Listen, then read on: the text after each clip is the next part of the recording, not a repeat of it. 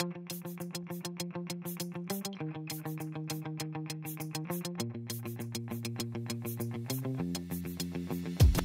you everybody for joining us. Our critics are here. We have Michael, David, John, and Sarah, and we're gonna get started. They have 3 wines that they're gonna be going through today, and they can gain points based on a couple of different criteria. The first one is 3 points for the varietal or the varietals. There's also 3 points as well for the country, region, and appellation, followed by 2 points for the vintage. They can get 1 if they're off, plus or minus a year. And finally, price. The price can be estimated within a range of 30%, 15% below the price, or 15% above. So critics, I'm gonna ask you guys to open your first wine and pour it into the glasses. Wine number 1, thank you, Michael. We're all doing it above board here today, guys. They do not know what the wine is beforehand. We've made this completely blind. Everybody ready to take your first attempt at the wine? Take your moment. While our critics are doing that, you'll see on the screen a flash of what the wine is. So we're just gonna check back in with them in just a bit. All right, so does everybody feel like they have a good assessment for first nods of the wine? I see some nodding. All right, general nodding, great. So we have wine number 1. Sarah, I'm gonna kick it to you to start off with. What are your first assessments of this wine? Well, I think it's an aromatic variety, first of all.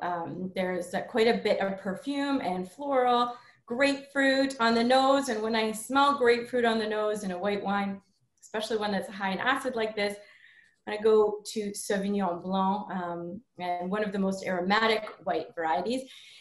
To me now, it's just really trying to pinpoint where it is from. Is it pungent enough to be from New Zealand? And even with New Zealand, you have many different styles that are emerging. Is it a little bit more austere on the Sancerre side of it? You know, or is it from somewhere else in the New World? So this is where I'm a little bit stumped right now, but I feel like the grape variety is speaking to me. Well, let's give you a chance to get your full conclusion together. John, what are your first thoughts on wine number 1? You think Sarah was trying to mislead us? Going so boldly straight to Sauvignon Blanc without nary a hesitation? Yeah, no, this what did you think? This is a really, really aromatic wine, as we pointed out. Pure grapefruit juice, but also a little guava, a little passion fruit. Lively, cool climate, very young, high acid, fresh, vibrant. I'm going to throw pungent out there. A pretty distinctive style. Again, it comes down to some of the details, which I guess we'll get into in a moment. But you know, it's a great way to kick off the night. This is your aperitif wine per eccellenza. David, I'm going to head over to you. What are your first thoughts over there with wine number 1? Are you in agreement? Exactly right, John. This is a great Saturday evening kickoff wine. I've done it many times. And one of my favorite styles of wine, actually.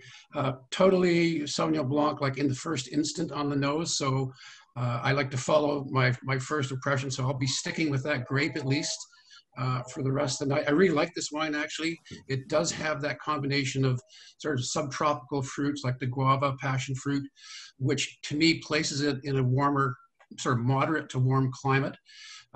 Obviously, you know, I won't go to a place yet, but the tricky thing here is that there are many places now in the New World outside of France that are making very, very good Sauvignon Blancs in this style. So it's going to take some real sleuthing to narrow it down. Well, we'll let you get to your sleuthing in just a minute. Michael, are you in agreement with everybody?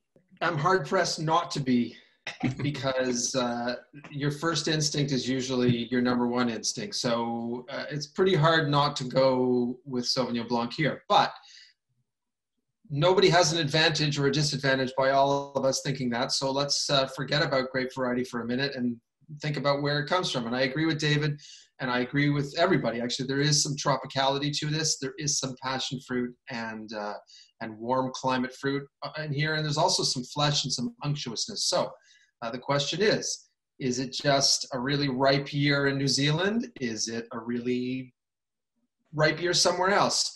There's something about the pungency that takes me to the Southern Hemisphere, and there are lots of possibilities in that regard. So the question is, which one of them pops out? on you or for you. Well, let's see where we're all going to go.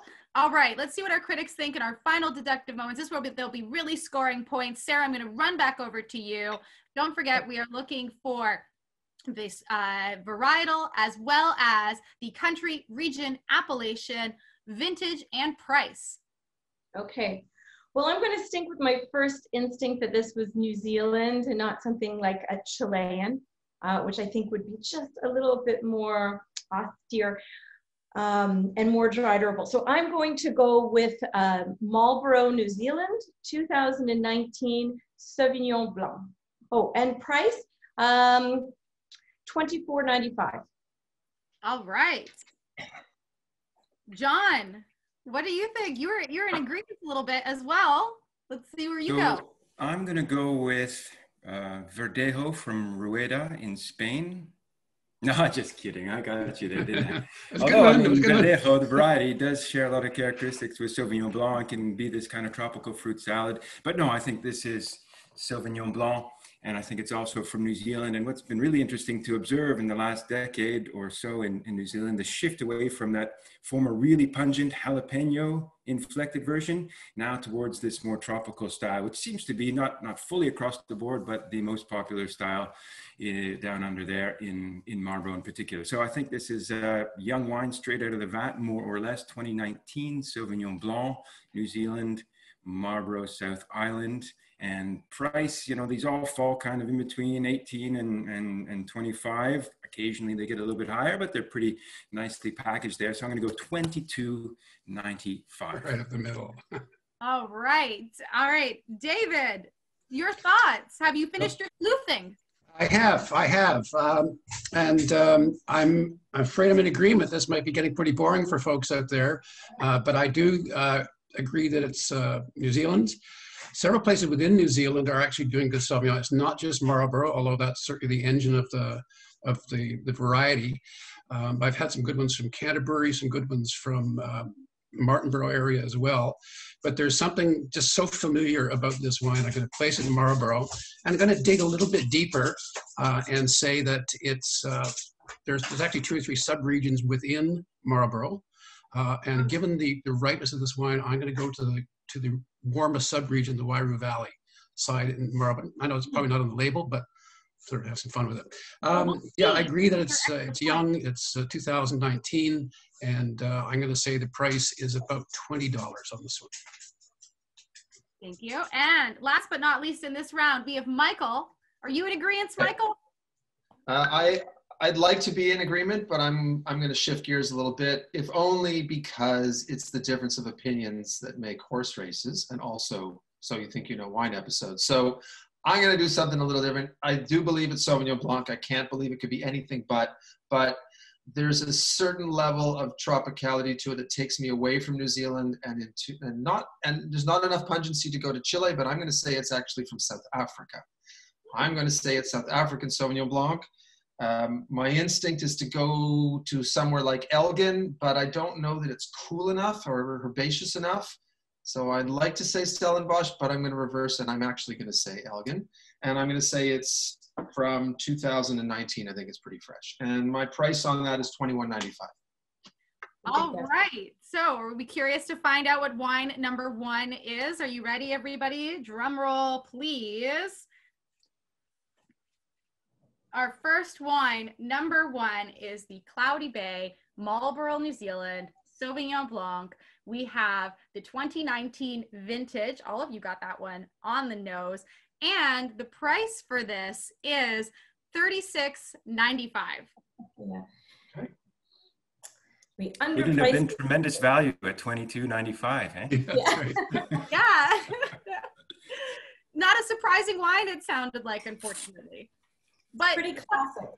Classic is great because you can really explore the region with it. This means that the rest of the wines are going to be really tough now. So. All right, so we are going to be moving on to wine number 2, everybody. Get the second wine in your glass. All right, thank you, Michael. We have them ready to go. I have wine number 2 in my glass as well. Let me just pull that out here and give it a little bit of a smell and a taste. Moving into red wine for round number 2. We'll let everybody get a first sense of the wine before we let our critics go into what they think. All right, and before we head into our next round, we have our judges behind the scenes that have fully tabulated up the winner from round number 1. Thank you guys in the background for tabulating all of this up. And we have essentially a 3-way tie right now for round number 1 between David, John, and Sarah, all at 9 points. And we have Michael sitting at 5 points. That's what we're heading into right now. Overall, our critics can get 10 points per round with the scoring that we have. And it looks like David, John, and Sarah are doing pretty well. Michael might have to catch up. All right. Are we ready to get into wine number 2? Michael, how are you feeling over there? I feel pretty good about this. Great, because I'm throwing it over to you for the first answer, for the first thoughts on this wine. So my first thoughts on this wine are, I love this wine. That's number 1. It's, this is right up my alley and what I love to assess, and even more so what I love to drink. So this is a fantastic number 2 wine on a Saturday evening. I don't even need to think about dinner yet when I've got this in my glass. But what I love about it is it's got this kind of wild fermentative aroma to it. I'm not going to use the N word, but it's a very, I'll use it in a different way, but a very natural smelling wine. Wild ferment, I would say, whole bunch maybe, at least a percentage. And it could be one of several different grape varieties as a result, because I think the winemaking, or the hands-off style winemaking, is showing through. So part of me is saying it's Grenache or Grenache blend, and part of me is saying it's a wild ferment Pinot Noir of some kind. It's from a part of the world where the winemaker and the wine growing and everything is new world, interesting, love what they're doing, trying new things. So that's where I'm going with it so far. All right, Sarah, I'm going to throw it over to you. What are your first thoughts on this wine number 2? Yeah, so there are a lot of aromatics to this. Is a very perfumed red. And you know, when I have a grape variety in mind, but I actually think this might not be a single grape variety. This might be a blend, is where I'm coming with this. It's interesting, the body and the weight in this wine. On the nose, it's a little bit, it's got a lot of dried herbal characteristics, but on the palate, it's quite juicy and fruity. And the tannins are riper than I would have expected from the nose. So there is something to throw you off a little bit. But it's quite mouth-filling. It's opulent, but I think it's nicely balanced and not overdone. They haven't pushed the oak treatment too hard on this particular wine. And so I do like it. As Michael's saying, I agree with him. I think this is a pretty widely appealing style of wine, and it's nicely done. All right. We're going over to John next. John, what are your thoughts? Well, I'm not going to diss this wine like Michael and call it natural, because I think it's really well made and clean and good wine. I'm just kidding, Michael. A couple of notable points here. The color, first off, I noticed it was a pretty saturated red, but red that's shifting over to garnet. It's out of the purple blue spectrum, which means it's a variety that already starts out in that color spectrum, or it's a wine with a little bit of age. I think there is a little bit of age here, not decades, but certainly a few years, not straight out of the vat like the previous wine. The first thing I noted off the nose was a little coffee ground, a little whiff of coffee ground, which to me is a telltale sign for good quality wood. I think this is a barrel-aged wine, nicely integrated at this point, certainly not over the top. And then onto the palate, a real mix of red and black fruit here, and a little roasted vegetal herbal character that Sarah was picking up on, which leads to me to believe that it could also be a blend of varieties, not one single variety. When you start to touch all those different points of the flavor of the fruit spectrum, could be more than one grape contributing. Tannins really lovely, supple, broad, now nicely integrated into the ensemble, and good length with a little heady alcohol hit on the back end. So I'm thinking either warm vintage or warm place, and possibly a blend. Have I given enough away? Too much, maybe? Oh, well, why don't you keep the rest of it for our last deductive bit of all of this? We want to hear your conclusion all together, and we can't give David too many clues. He is the last to go in this round. He's gotten a lot of information so far, although I'm sure he has figured out his own conclusions. David, what do you think about wine number 2? Well, I really love it as well. And I noticed my colleagues have been very, very discreet about not even letting grape variety names drop at all, which I think is fun. So I'm not going to either, although I think I know what it is. It's a beautiful wine. It's really well made, as John said. Lovely fruit, and it's got this lovely sort of floral, plummy berry nose to it with the herbs and roasted herbs in behind. It's medium-bodied. It's very smooth. It is a little warm. I'm getting some alcohol, but overall there's some acidity under there as well. So it's not soupy. It's really well balanced. Tannins are nicely integrated. So yeah, maybe a little bit of age, but I just think it's a really well-made version of a sort of modern version. And I do think it's from either a warm climate. So I'm tilting New World, but there's places in Europe that had pretty warm 2018 as well. So a little tough. All right. So we're heading back over to Michael. Michael, have you finished your full assessment of this wine? Are you ready to give the full assessment for what you think it is? Remember, we are going for varietal, country, region, appellation, vintage, and price. Okay. So what I'm about to tell you has almost nothing to do with anything I said before. Not because I was trying to deceive anybody or anything, but on further inspection, the things that I did feel are sending me to Nebbiolo, Italy, Piemonte, Barbaresco, 2015, $49.95. Wow, that's a really concise answer. You're all lined up and ready to go. All right, Sarah, let's see where you go with wine number 2.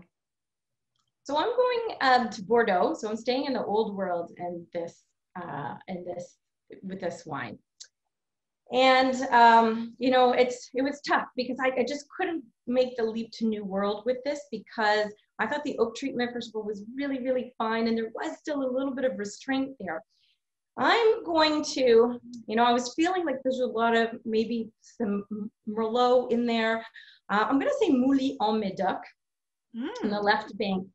And I'm going to say a Merlot, Cabernet Sauvignon, Cabernet Franc. I think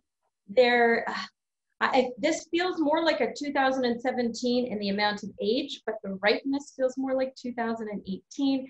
So I'm going to go with 2018, just riper tannins. I know that's young. So 2018, Mouly en Médoc, Bordeaux, France. Now price is the only thing I think I'm missing. Price is the last one, yes. So I'm going to say $40. $40, awesome. And John, your thoughts on this one? Well, we got 2 radically different answers there. I know. I tell you what, I've been bouncing back and forth between 2 places. One is Bordeaux and the other is Sonoma County. I think this is a Merlot-based wine, and after that, it was a question of, is it a warm vintage in Bordeaux, or is it a cooler part of Sonoma, or a really delicate touch in the winery by the winemaker? In the end, I'm flipping back to Bordeaux, not to jump on Sarah's bandwagon. It's actually almost convinced me it was Sonoma, but I'm going back to Bordeaux. I think it's, as I said, a warm vintage right bank Bordeaux. So I'm a little older, given the color and given the suppleness of those tannins. I'm 2015, a nice ripe warm year in Bordeaux. That really well integrated high quality wood. I think that all fits in. So right bank Saint-Emilion would be a logical guess for a Merlot based wine, maybe with a splash of Cabernet Franc, given that slight green character there that I was mentioning. Certainly a little pyrazine, just to throw out the technical term that I picked up on. So yeah, that's my final answer. France, Bordeaux, right bank, Saint-Emilion, vintage 2015. And you know what, folks, when you're there to get this quality, you got to pay a little money. You know, nothing comes cheap, cheap, cheap. So I think $40. $40 is actually what I had written down, whether it was from Sonoma or from Bordeaux. So I'm going to stick with $40. All right. And David, you like you said before, your colleagues didn't give a lot away. We have two different directions that we're going in. What do you think? Well, I'm in the Merlot camp right off the bat. That particular aromatic, that plummy sort of floral thing is a Merlot marker to me. Again, I would like John, I was flipping between Bordeaux and the West Coast of North America. I was actually pondering Washington for a while. I thought about British Columbia, where Merlot is the #1 red variety planted, but not to diss BC, but there was a certain elegance and cohesion in this wine that sort of took me to Bordeaux. I mean, there's some great Merlots being made in BC, but not usually getting this kind of finesse. So when I went back to Bordeaux, I'm also on the right bank. There'll probably be a little bit of Cab Franc in here, probably no Cabernet Sauvignon. But I'm not going to land in Saint-Emilion. I don't think this is quite sort of mineral and structured enough for that somehow. I'm going to go up the Dordogne River a little bit to an appellation called Côte de Castillon, and where the wines are just a little bit fruitier and softer. And if I'm going there, that brings the price down a little bit. Oh, the vintage, I'm going to go to 2016, another ripe year, even a little bit hotter than 2015. And price, I'm going to go to about $35. All right, so we have two different camps. We're going from, Michael is representing Italy right now, and we have John, Sarah, and David going hard for Bordeaux. They're going all France. Are you guys ready to see what wine number 2 is? All right, we have the San Pedro 1865 Select Vineyards Carmenère from the Central Valley and the the Dio Male Valley. And this is a 2018 vintage at a price of $19.95. We clearly delineated from where the wine is. Why did you guys go in the direction? Can we just remind viewers, Renee, that for many decades, Carmenère was mistaken for Merlot in Chile. It wasn't until the early 90s that somebody figured it out. Actually, it was a French ampelographer who showed up, went to these vineyards. They used to call it Merlot Rojo, the red Merlot, because it always had these red colored leaves. Trouble is, it ripens much later than Merlot. So those early Merlot / Carmenères coming out of Chile were really green, like a green salad. They've since figured out where to plant it, how to grow it, when to harvest it, to create something that's much more Merlot-like, if I could say that, in our defense. But this is really toned down on the, I mean, picked up a little bit of that vegetable character, but this was really quite toned down, supple, ripe, classy wine, well-integrated wood. Bravo, San Pedro. Wow. Yeah. I agree. And I like how your description is giving those Merlot vibes in there as well. But Sarah, I'll let you continue. No, I was just about to say, sorry, Carmenère is one of the few Bordelaise grape varieties we didn't mention in this group. But certainly that grain herbal character that we got on the nose, I mean, it really makes sense now because it felt a little bit warmer, riper. The tannins were more soft and velvety, yet the nose was a little bit more green. So there's the dichotomy there, and it's perfectly exemplified in Carmenère from Chile. And David, I'm going to assume that you're in agreement with John and Sarah. Yeah, absolutely. This is first comment is that this is a really good value wine. I mean, it's incredibly well made. And just for a little bit of sort of climatic and historical context as well, I mean, Chile is actually one of the cooler regions of the New World. It's very maritime, right on the Pacific Ocean with its cool current, and it's widely populated by Bordeaux winemakers. I mean, most top Bordeaux houses have gone to Chile to make wine. So there's a stylistic thing that's being picked up here, and the climate is contributing as well. Anyway, great wine. Before we move on to wine number 3, which you guys can prepare in your glasses, I do have our scores from the previous round. Thank you, Michael. We have Sarah with 2 points. Michael with 0, John with 0, and David with 0. So we have at this point, Sarah has 11 points. John is still at 9. David is still at 9. And Michael, you are still at 5. All right. Everybody has wine number 3 in their glasses. We're going to give our critics a moment to assess wine number 3, our last wine of the evening. We seem pretty much prepared, and Should I be nice to John? Should I let him go last, or should I make him go first? You know what, John? Let's be fun. It is Saturday. Let's do it. Go first. Okay, I'm happy to go first and say little. How's that? And then I can listen in on my colleagues. All right, nice saturated red color here. Again, not purple, tending towards the garnet, so a little bit of age or variety that goes that way. I'm going to repeat what I said earlier. And then notice quite a lot of viscosity, quite glycerous. Also quite a little bit of warmth on the palate. I thought alcohol was pretty high here, pushing 14 and a half at least. So, I mean, that immediately takes me or eliminates a few parts of the world. And then you put it in your mouth and it's this immediate, voluptuous, mouth-filling, ripe, juicy, wild berry flavored wine that has something so familiar here. And I'm really trying to put my finger on it. I haven't quite yet, but I have tasted this wine, or at least this variety, or something very close to it. No real discernible oak, which is a little perplexing. You know, usually with this style comes also very frequently a nice sheen of chocolate and vanilla and coconut and those sort of things. I don't get it. Maybe it's aged in wood, but it's not a major feature for me. This is all about fruit. I mean, this is just a big, jammy, massive bowl full of really ripe fruit macerated in eau de vie. Maybe the acids are a little higher than I would have expected from that ripeness of fruit, from that fruit condition. That also might throw a little clue in to the mix for me. And other than that, yeah, I'm gonna leave it there. All right, we're gonna throw it over to David. David, what are your first thoughts on wine number 3? Well, my first thought is that if you're drinking this at home tonight and you've got a prime rib in the oven, you're in luck, or you know, a steak on the grill. This is a really rich, generous, appealing wine. You know, it's easy to drink right now. I really like the complexity of it. Actually, to me, I mean, as John said, it is quite hot. The alcohol's up there, not much tannin. Not too bad, but you know, the balance is a little bit, I wouldn't call this an elegant wine necessarily, but it's a really tasty wine.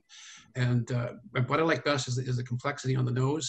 And I was having the heck of a time figuring out what variety it is. And I said, well, wait a minute, it may be more than one. And that's maybe why we're getting this complexity. All right, Michael, what are your first thoughts on this wine number 3? So again, another fantastic wine, really happy it's in the mix. I disagree a little bit with John in that when he said for wine number 2 that he got this espresso or coffee grinds at the beginning, which indicated quality oak, I'm actually getting that at the beginning here. And I think we have a wine that's got some pretty expensive barrels behind it, but done really well and probably not a lot of new wood. So it's done really well, but it's grippy, it's tannic. There's this charcuterie kind of cured meats kind of character to it that gives away to me what's going on. But I also get a greenness. And when I say greenness, I don't mean underripe. I mean certain grape varieties that can do that. So I think that this can be one of two camps. It could be that greenness or that harshness, that grippiness could be Mourvèdre, which means that it could be working with Grenache and Syrah or Carignan or something like that. Or that greenness could be Merlot, which is working with Cab Franc and Cab Sauv. So where are we going? Haven't decided yet. Well, you'll have a whole couple more moments to decide. And Sarah, what are your first thoughts on wine number 3? Well, I wish I had put my earplugs in for those. Throw me off a bit, those comments. But you know, there was a trigger when I first smelled this wine, and it led me to think that the variety was actually potentially related to the variety in glass number 1. And those two things were graphite and dill. And those are the first things that leaped out of the glass for me right away. And when you try to smell them again and again, over and over, you get a little bit of nose fatigue. So I'm taking a little break here. But those two characteristics really spoke to me. Another thing that led me down this path of this grape variety here, and some of you may have guessed it by now, but is the structure here. And one of those structural elements is acid, and it's quite high in acid. I felt that the tannins, although they weren't over aggressive, maybe due to age, have softened just a little bit, but there was a kind of tense tannic nature still there holding on. And then there was the viscosity and the mouthfeel indicating that there was some alcohol here. And this grape variety is known for all of those things. It's really fitting the mold for me right now, and I want to go that way. The issue is, where could this come from? Because this, if it is the grape variety that I'm thinking, it's grown almost all over the world where there's a moderate to warm climate. So because of that freshness, that tightness, I think it's more moderate area than a hot area. But boy, you know, there is some heat on the finish. So I'm a little bit perplexed. I'm going to make up my mind. It's like, you guys order and I'll know what I want to order by the time you're done. Well, I'll let you sort through the wide net that you've currently casted. And we are going to go back over to John. John, are you ready for your final thoughts on wine number 3? Have you sorted everything? I was born ready. Look, I scribbled a whole bunch of stuff down on my paper, none of which makes any sense at all. Yes. And I've gone back and forth. I have to say, there are a couple of possibilities here. I thought maybe a Grenache blend. I thought maybe Zinfandel. There was a little Zin character. Cabernet, I think, is what Sarah was alluding to without wanting to say. Maybe a little Syrah thrown in there for good measure. All right, here's my final chips, throwing into one little corner. I think this is a New World wine, given all of that fruit up front, the ripeness, the alcohol, the well-integrated wood. Yes, thanks for pointing that out, Michael. It is there, but it's still not a big feature. So, New World, warm climate. I'm in Australia. I'm with a Cabernet blend. I think there might be a little splash of Syrah here. That's not a blend you see in too many places, a little bit in Provence, but Australia does Cabernet Syrah blends. Maybe some other varieties thrown in there for good measure. Given that color and the evolution, not a lot, but not a little, somewhere mid-range. I'm going to go about 3-4 years old, 2016. And given the depth, the character, the length on the palate, you know, if this is inexpensive wine, I want to know what it is, but I would happily pay, you know, about $35 for this. So Australia, South Australia. Do I go further in South Australia? Lots of different appellations. It could be a Eastern Australian regional kind of blend, McLaren Vale with Barossa, with a little bit of Langhorne Creek, Coonawarra. I don't know if I want to go any further than just South Australia. I think I'm getting different bits and pieces from different parts there. So if I can leave it there, I shall. Is that enough? You know what? Take a stab at a region. Take a stab at a region. All right, I'm going McLaren Vale then. All right. A little bit of mint eucalyptus there, ticking away in the background, but not a major feature. Maritime, slightly cooler than inland, not quite as cool as Coonawarra. How's that? Thank you very much. You asked, so I responded. David, what are your Okay. So I'm sticking with my sense that this is a blend, again, because of the complexity on the nose. I am given the style of the wine, the alcohol, sort of the jammier fruit, definitely New World. And I'm also in Australia. And it was that little bit of eucalyptus in the back, as John mentioned, that has took me to Australia almost right off the bat. So the complexity, again, I'm not getting distinct single varietal character here. That's my big issue, that it's not a Shiraz or it's not a Cabernet. So I'm going to go with the Grenache Shiraz blend, the GSM. And I'm going to also go to McLaren Vale because it's a very popular style in that region because it is slightly cooler. Vintage, you know, it's Grenache always pales up the wines. It's a lighter variety. Sometimes makes them look older than they are. A little deceptive that way, but I don't think this is all that old. So I'm going to go with Southern Hemisphere, which is 6 months ahead of us. I'm going to go 2017 on this, and I don't think it's particularly expensive, but it's a very good value. So I'm going to go 1995. All right. Michael, over to you for your final thoughts on wine number 3. What do you think it is?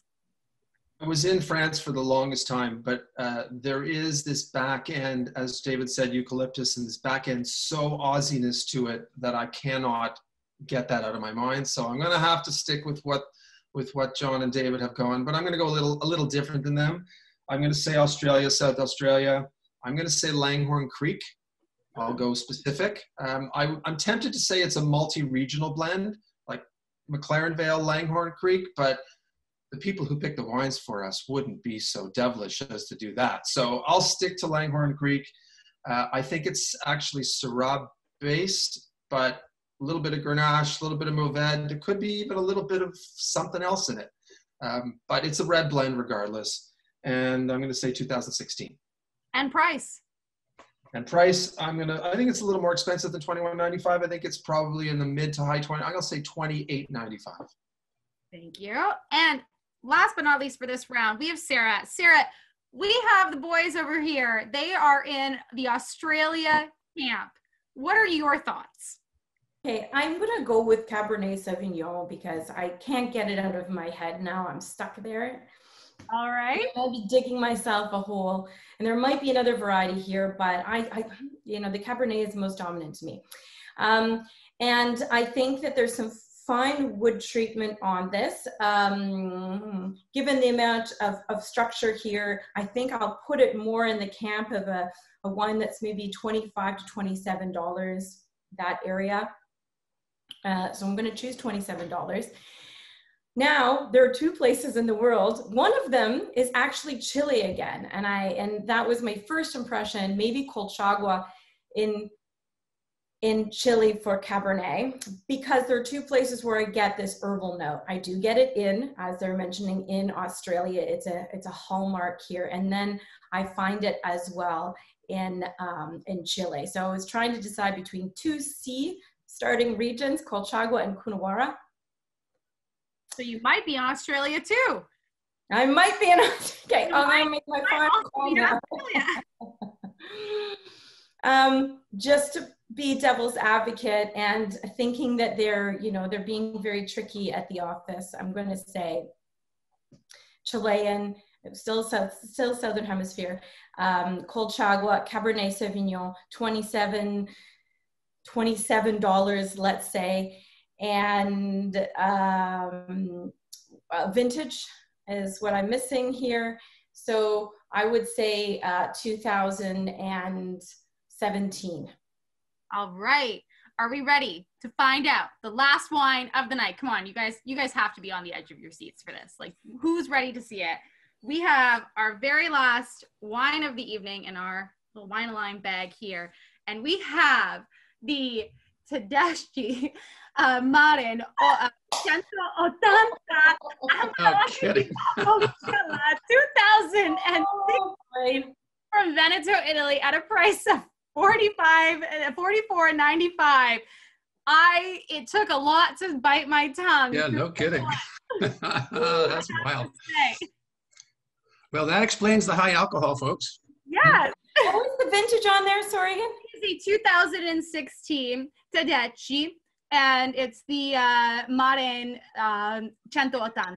Well, can we just erase this episode and start over? It never happened. But you just said it before at the last wine, John. This is the fun thing about tasting wine blind. You never know what a producer is going to do. We have all these different factors that change up terroir. We have the earth shifting, all these things that they can do.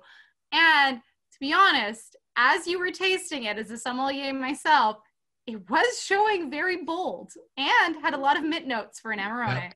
Yeah. Do they state the varieties on the label there? Do you know exactly? For this wine, the blend is 35% Corvina.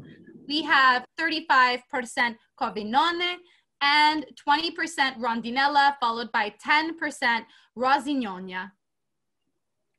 Because it's not completely uncommon for some of those varieties to display a little bit of herbal character. They're harvested for Amarone. You have to harvest healthy grapes. So you tend to harvest a little earlier than you do even for basic Valpolicella or Ripasso. So you harvest early when the bunches are fully intact. And sometimes you capture a little bit of that green essence that you're then going to concentrate when you put the wine through the passimento process, right? These grapes dry for about 4 months, usually sometime into late January, sometimes even February. To concentrate, you lose about a third of the liquid, of the water that evaporates. And that's why you get high sugar, which leads to high alcohol. That's why you get concentrated acids. That's why you get sometimes a concentration of the green character. So there, I'm digging myself out of the hole very slowly here, but I seem to be sinking further and further. I just have to say, thank goodness you get points for getting vintage right. Yeah, I know. Otherwise, that would have been 0. would like to know the points from this round. Both David and Sarah have scored 1 point from this round, and Michael and John have scored 2 points from this round. In total, our point scores for this entire round today, we have David at a total of 10 points. We have John at a total of 11 points. We have Michael at a total of 7 points, and Sarah at a total of 12 points. Sarah, you are our winner for today's episode of Think You Know Wine. Way to go, Sarah. Wow. Hey. Really backed into that one, Sarah. Yeah, a few stray points there somehow. Well, thank you guys very much for putting all of your effort in today. We did have a couple curveballs come your way, but this is the funnest part about blind tasting wine. Wow. Cheers. Cheers. Good Thank night, you. everyone. Have a good evening. Always humbling. Always.